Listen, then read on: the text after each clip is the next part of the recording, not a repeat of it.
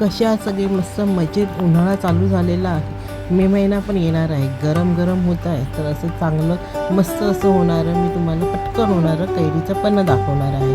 त्यासाठी आपल्याला काही कैरी उकडवून वगैरे काही घ्यायची नाही. अगदी इझी पद्धत आहे. इथे मी 2 कैऱ्या घेतलेल्या आहेत. त्या अशा कापून घ्यायच्या आहेत. बघा मी कशा कापत आहे तशा तुम्ही पण कापून घ्या. वाकड्या तिकड्या कशाही कापला तरी चालेल. जरा डेकोरेशनसाठी मी असं तसं करून ठेवलेलं आहे.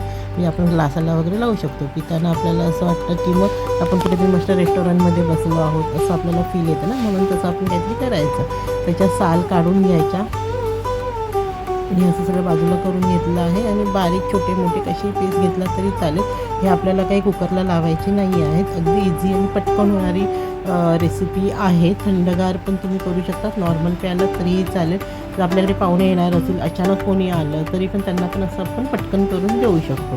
तर अशा प्रकारे हे मी सगळ्या कैरी अशा आहेत त्या छोटे छोटे पीस करून घेतलेले आहेत. आपल्या चॅनलवर असेच कुकिंगचे व्हिडिओ मी अपलोड करत असते.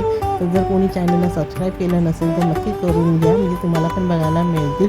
अगदी इझी आणि पटकन होणारे असे मी रेसिपी दाखवत असते जे घरामध्ये आपल्या अवेलेबल आहेत त्याच ह्याच्यामध्ये आपण करू शकतो. आणि मेन म्हणजे मी माझ्या कोणत्याही रेसिपीमध्ये सोडा हा वापरत नाही, जेणेकरून आपल्या पोटाला त्रास होणार नाही असं मी हे करते. मी घेतलेला आहे थोडासा मसाला आणि मीठ.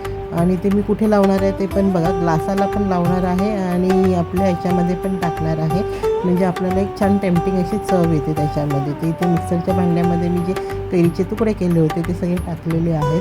त्याच्यामध्ये मी पुदिना पण ॲड करणार आहे. म्हणजे तो फ्लेवर पण आपल्याला चांगला लागतो आणि पुदिना हा थंड असतो आपल्या बॉडीसाठी, त्याच्यासाठी तो पुदिनाही घ्यायचा आहे. तुम्ही नुसतं पुदिना आणि लिंबूचा जरी रस काढलात ना मिक्सरला लावून तरी पण तो छान लागतो. त्याच्यामध्ये तुम्ही बडीशेप टाका आणि थोडीशी काळी मिरी टाका. त्याची पण रेसिपी लवकरच येणार आहे आपल्या चॅनलवर, म्हणून मी सांगते की तुम्ही चॅनलला सबस्क्राईब करा. इथे मी पिठी साखर वापरली आहे.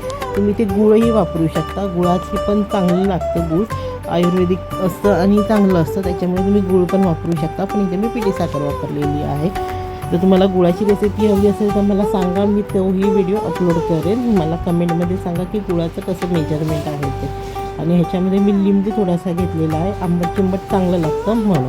आणि हे तुम्ही करून फ्रीजमध्ये पण त्याची जी प्युरी आहे ती करून ठेवू शकता. तर तुम्हाला इन्स्टंट हवं असेल तर लगेच पण करून घेता येतं. कुकरला ती लावा, त्याची शिट्ट्या घ्या, मग त्याची साल काढा, ते सगळं भरपूर असतं ना, तर हे आपण झटपट पटापट करू शकतो.